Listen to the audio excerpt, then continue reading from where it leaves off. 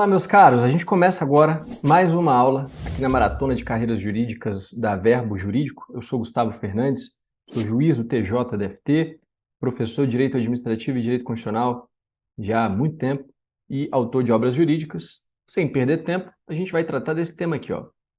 Bens públicos. É claro que a gente não tem tempo para dar uma aula completa de bens públicos, aí seria 1h30, 2 horas, explorando bem todos os detalhes. Tenho apenas 20 minutos aqui nessa aula, então eu vou trazer temas gerais aqui dos bens públicos, uma introdução, a parte doutrinária bacana, que você não encontra apenas na leitura da Constituição e da legislação. Então, creio que vai ser de bom alvitre aqui, vai ser uma boa ajuda para você essa revisãozinha rápida que a gente vai fazer. Então vamos lá. Começando pelo domínio eminente. Sempre que a gente vai introduzir o tema dos bens públicos, é importante falar o que é o domínio eminente. Carvalho Filho vai falar o seguinte, ó. É uma expressão que se refere ao poder político que permite ao Estado, de forma geral, submeter a sua vontade a todos os bens situados em seu território. Então, quando se fala que o Estado tem um domínio eminente sobre os bens que estão dentro do seu território, e não em outro país, né? Na verdade, o que a gente tem? Temos, dentro do domínio eminente, os bens públicos, que são aqueles bens que a gente vai ver que pertencem às pessoas jurídicas de direito público. Temos os bens privados, por exemplo, a sua residência, a minha, os bens que não pertencem às pessoas de direito público. E ainda temos os bens que não estão sujeitos a um regime normal de propriedade, por exemplo, o espaço aéreo, as águas. Então, quando se fala que o Estado tem o domínio eminente, ele tem o poder de normatizar, de fiscalizar, de estabelecer regras, não só para o seu domínio patrimonial, que são seus bens públicos, mas para os bens privados e bens que não estão sujeitos ao regime de propriedade. Tudo isso ele pode normatizar, regulamentar, exercer um poder político sobre esses bens. Veja, então, que uma coisa é o domínio patrimonial, e aí o Estado tem seus próprios bens, os bens públicos. Outra coisa é o domínio eminente, que é um domínio político que alcança tudo que está sob dentro dos limites do seu território. E aí temos os bens públicos, que são uma parte só do domínio eminente, como a gente viu. Qual é o critério para dizer se um bem é público ou é privado? A doutrina vai sugerir vários, inclusive muitos criticam o Código Civil. Mas para fins de prova, vale o critério que está no Código Civil, que é o artigo 98, que vai falar que são públicos os bens do domínio nacional pertencentes às pessoas jurídicas de direito público interno. Todos os outros são particulares, seja qual for a pessoa que pertencerem. Então, se o bem pertence à União, ao município, ao Estado, ao Distrito Federal, à autarquia, né, à fundação pública com personalidade jurídica de direito público, ao consórcio público que tem personalidade de direito público, esses são bens públicos. Agora, se ele pertence a qualquer outro, a uma empresa privada, ao Joãozinho, ou até mesmo uma empresa pública que tem personalidade de direito privado, embora pertença à administração pública, esses bens são privados, né? Então, os bens das sociedades de economia mista, empresas públicas, cuidado, eles são privados, não tem dúvida. Todos os outros são particulares, seja qual for a pessoa que pertencerem. Só que, embora sejam privados os bens das empresas estatais, eles podem ter um regime diferenciado. É o que diz o STJ, é o que fala a doutrina. Porque eles podem, por exemplo, ser empregados na prestação do serviço público. E aí incide sobre eles o regime de direito público por conta da prestação do serviço público, e ele vai se sujeitar às restrições próprias de bens públicos. Serão equiparados a bens públicos por conta da afetação ao serviço público. É o que diz o STJ, inclusive aqui, ó.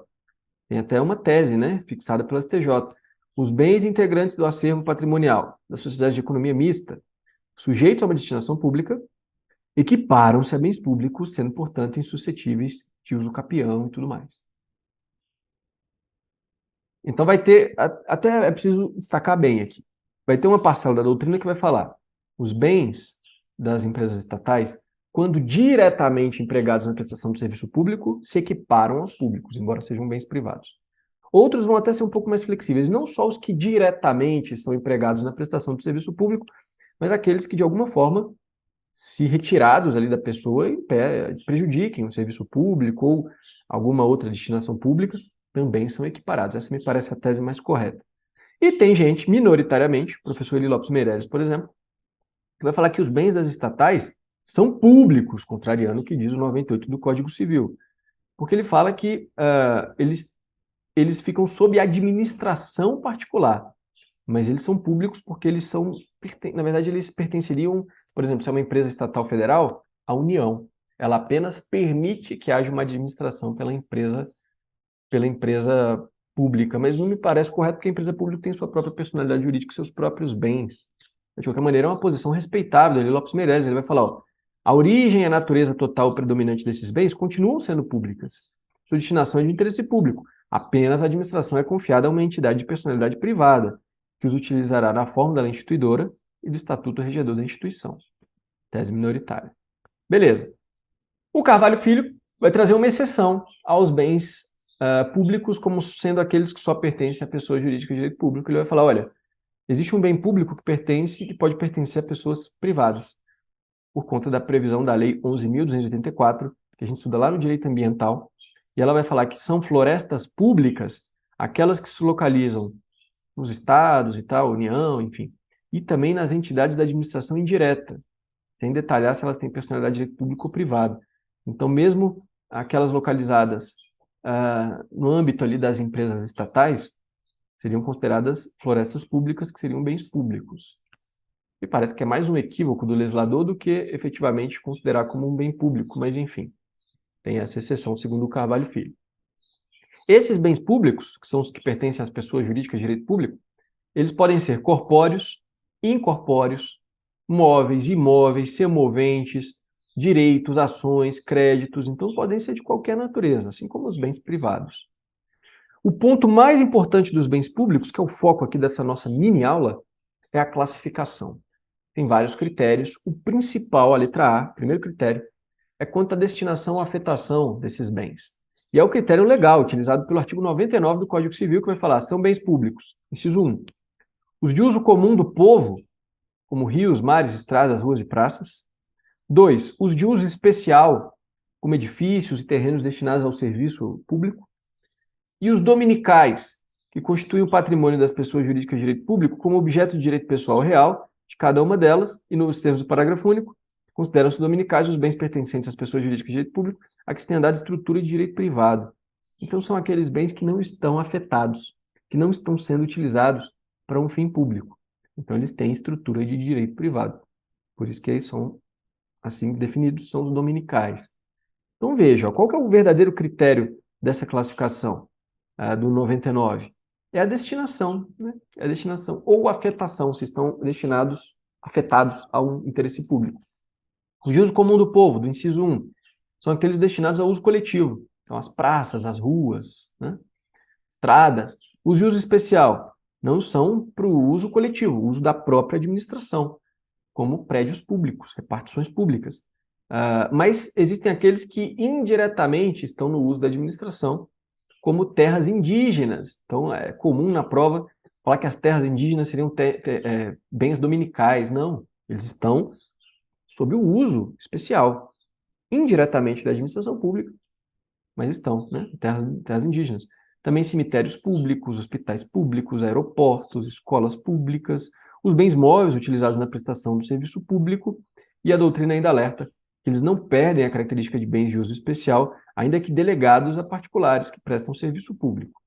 E os dominicais são aqueles que estão desafetados, não estão destinados a um interesse público específico, como prédios públicos desativados, bens móveis já inservíveis, que estão só guardados ali, e terras devolutas. Formam um grande exemplo de bens dominicais. Né? Artigo 99, parágrafo único, a gente já viu. Segundo critério, quanto à disponibilidade. Também uma outra questão de prova cobra isso. Os bens públicos podem ser indisponíveis, patrimoniais indisponíveis e patrimoniais disponíveis. É claro que essa é uma classificação doutrinária, ou é do Carvalho Filho essa aqui. Outros autores podem ter outras classificações. Então ele vai falar que os indisponíveis são aqueles que não têm caráter patrimonial, eles são disponíveis por sua própria natureza. E aí não cabe negócio jurídico, não podem ser alienados, onerados. O poder público não tem nem mesmo a propriedade exata sobre esses bens, eles são insuscetíveis desse regime de propriedade. Tem um dever de conservar e de gerir esses bens. Exemplo, mares, rios, praias, são bens indisponíveis por sua própria natureza, não têm caráter patrimonial. Segundo grupo são os patrimoniais indisponíveis.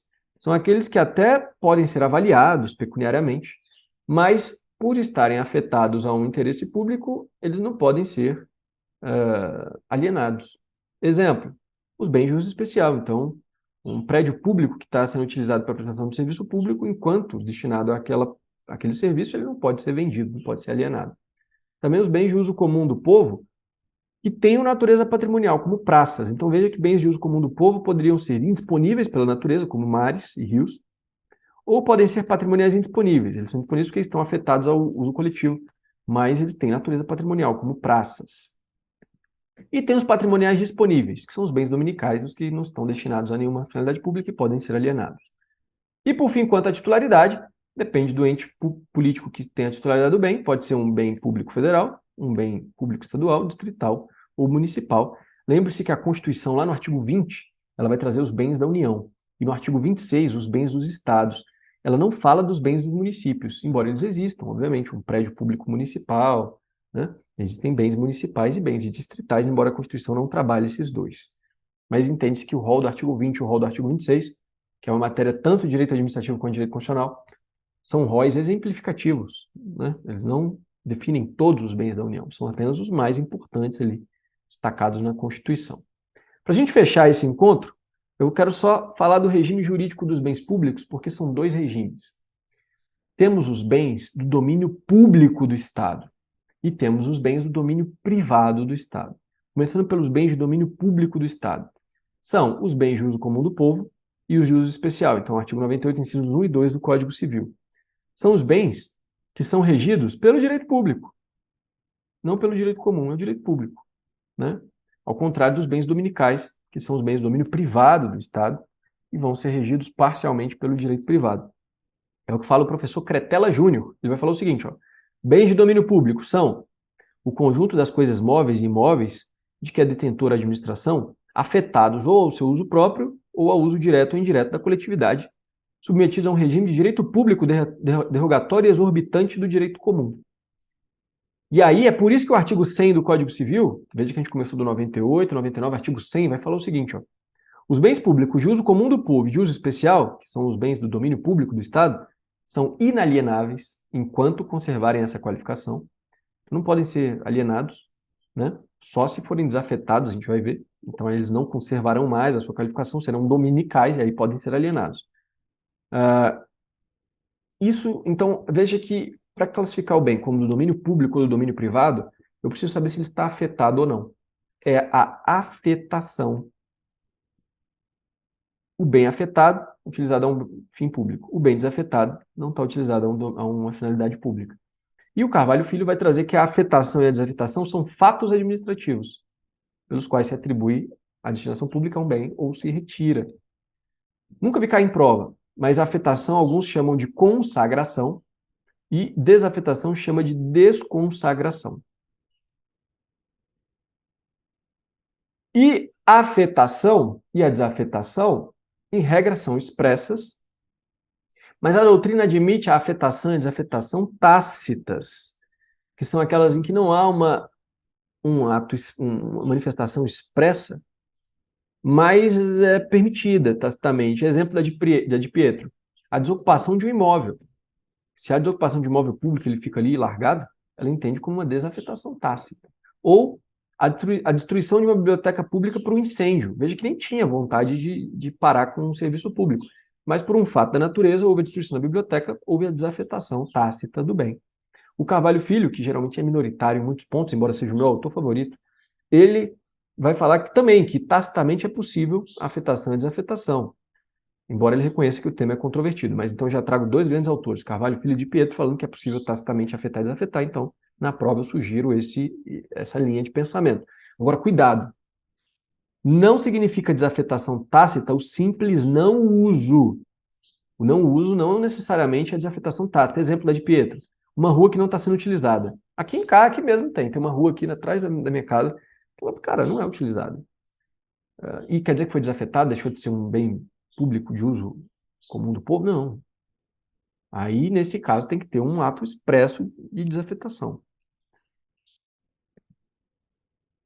Os bens públicos são inalienáveis, cuidado, enquanto conservar aqueles de domínio público são inalienáveis enquanto conservarem a sua qualificação. Por isso que tem doutrinador que prefere utilizar o termo alienabilidade condicionada e não simplesmente inalienabilidade. Porque, ao fim e ao cabo, todo bem público, tirando aqueles indisponíveis por sua própria natureza, né? Mas aí eles não são exatamente bens do Estado, eles são bens que não estão sob esse regime. Mas todo bem de domínio do Estado, ele pode ser alienado, desde que haja primeiro a desafetação. Então, essa expressão alienabilidade condicionada, ela é mais correta também, na minha opinião. É o que diz o artigo 100, né? Enquanto conservarem a sua qualificação. Além de esses bens do domínio público, né, que a gente está estudando, além de inalienáveis ou terem uma alienabilidade condicionada, eles são imprescritíveis, então não cabe uso capião. Eu estou aqui há 15 anos no bem, não cabe. Eles são impenhoráveis e não podem ser onerados, objeto de penhor, anticrese ou hipoteca. Súmula 340 do Supremo. Desde a vigência do Código Civil, os bens dominicais também não podem ser adquiridos por uso capião. A gente vai ver que os bens do domínio privado do Estado, que é o que eu vou entrar agora, eles também são imprescritíveis, impenhoráveis, não podem ser onerados. A grande diferença entre os bens do domínio público, a gente acabou de estudar, e o que a gente vai entrar agora, que são os bens do domínio privado do Estado, que são os dominicais, é a alienabilidade. Os de domínio público não podem ser alienados, enquanto estiverem nessa categoria. E os de domínio privado podem ser alienados, é o que está no artigo 101 do Código Civil. Os bens públicos dominicais podem ser alienados, desde que observadas as exigências da lei. E aí você vai pegar tanto a Lei 8666 quanto a Lei 14.133. A Lei 8666, por exemplo, vai falar que precisa demonstrar o interesse público nessa alienação, tem que ter uma prévia avaliação do bem e tem que ter, em regra, licitação. Se for bem imóvel, concorrência pela 8666, eu vou falar que pela 14.133 é o leilão, e leilão para os móveis, lá pela 8666, pelo 14.133 mantém o leilão para os móveis, então móveis ou imóveis pela nova lei, leilão. E se for bem imóvel, tem que ter autorização legislativa para alienação, bem imóvel não precisa. E pela lei 9636, se for um bem imóvel da União, ainda tem que ter autorização do Presidente da República, além da autorização legal. Então veja que não é fácil alienar os bens públicos, não é simples, né? Só para destacar uma mudança da Lei 8666 para 14.133, para a gente encerrar aqui. Pela Lei 8666, o que nós tínhamos? E a vigência prorrogada, né, até o final do ano de 2023, por medida provisória. O que ela tinha? Ela falava, olha, se for para alienar bem imóvel, leilão. Agora, se for bem imóvel, concorrência. Apenas duas exceções para concorrência. O artigo 19 falava que se fossem bens, cadê eles? Cuja aquisição tivesse sido derivada de procedimento judicial. Então ela pegou lá num processo judicial o bem para si arrematou. Ou de dação, ou se tenham sido derivados de dação em pagamento, aí eles poderiam ser alienados não só pela concorrência, mas também pelo leilão, concorrência ou leilão. Mas tirando essas duas exceções, tinha que ser a concorrência para alienar bem imóvel. Bem imóvel era leilão mesmo. Agora, com a Lei 14.133, os requisitos são os mesmos. Só que seja bem imóvel, a modalidade licitatória, quando exigida, será sempre leilão. Então ficou mais fácil agora. Agora é só leilão. Pela 8666, imóvel era concorrência, salvo das exceções concorrência ou leilão. Agora não, sempre leilão. Beleza? E para fechar esse desenhozinho que a gente faz, os bens de uso comum ou de uso especial que estão sob domínio público do Estado, para serem alienados, eles precisam ser desafetados. Então, desativa o prédio público, né? Torna-se inservível um bem imóvel. E aí eles se tornam, então, bens dominicais, aqueles que não têm uma destinação pública, e aí sim eles podem ser alienados, desde que haja demonstração do interesse público nessa alienação, uma prévia avaliação, licitação em regra, a lei tem casos de dispensa, e se for um bem imóvel, autorização legislativa. Lembrando que se for ainda um bem imóvel da União, ainda tem que ter autorização do Presidente da República. Meus amigos, com isso a gente encerra. É claro que foi só um aperitivo aqui de bens públicos, tem muito mais coisa, mas eu espero que você tenha apreciado a aula, tenha sido útil para você. Um grande abraço e até a próxima.